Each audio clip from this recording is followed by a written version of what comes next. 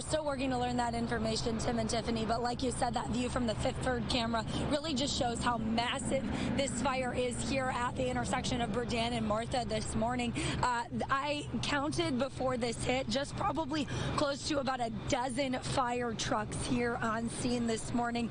They have all areas of the building surrounded, and they are actively working this fire. Like I said, we haven't gotten the chance to speak with the battalion chief here on scene, as they are very busy still trying to put out these flames.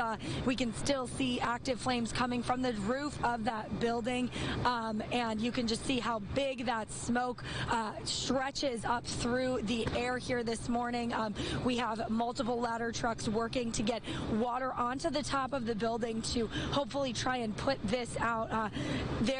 Like I said, firefighters very busy right now, and you can definitely see this fire from I-75 and down the street. We did speak with neighbors who live nearby. They tell us they believe this building has been vacant for years. They were very surprised to see it go up in flames here this morning, but they tell us while the building has been vacant, they have seen activity around this factory before.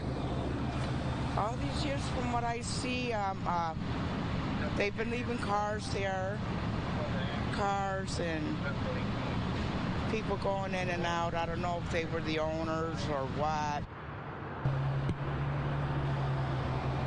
So again, it's still a very active scene here on this intersection. This is right near the Circle K gas station in West Toledo where those roundabouts are, and we did just see that Circle K close. So obviously they are trying to get people away from this fire as best they can. If this is a part of your commute, you're definitely going to want to keep that in mind, as many streets are closed here this morning. We're going to stay on scene, hopefully learn some more information here within the next couple of minutes. But for now, reporting live in West Toledo, Amy Steigerwald for WTOL 11. Yes, Tim, right now the fire is out.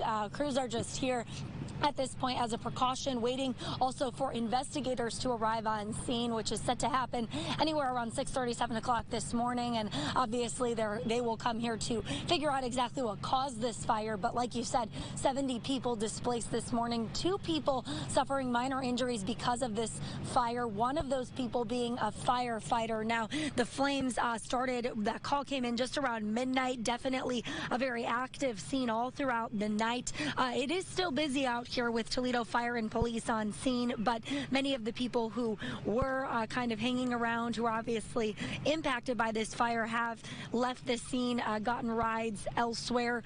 The Red Cross also is currently on scene assisting those residents whose apartments were destroyed. Just to give you an idea, this is in West Toledo off Jamison Drive, which is right off of West Lasky. The fire, like I said, broke out around midnight. One building in this apartment complex is completely damaged from those flames and the water that had to be put on it. No other neighboring buildings have been impacted, but we've seen many people from those buildings look elsewhere, come out of their homes and go somewhere else. Now, we did speak with Toledo Fire Chief Allison Armstrong earlier this morning. She says those who lived in the affected building experienced extensive damage.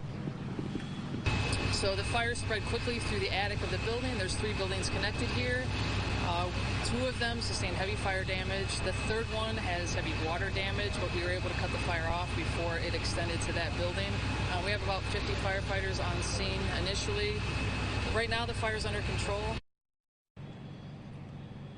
And I did just speak with officials here on scene from the security company that responds to this complex. They tell me that tomorrow at Sunnydale Estates, and that is right off of Alexis Road, people who are displaced from this fire will be able to go there to their leasing office and get information about what is next. The fire, you can't quite see it, but the main part of the fire really completely destroyed the leasing office. So all of that information is set to be moved somewhere else.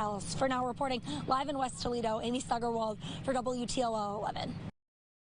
To our Amy Steigerwald, who joins us live near this scene. Amy, a tragic scene here. Can you tell us what led up to this? Do you know at this point?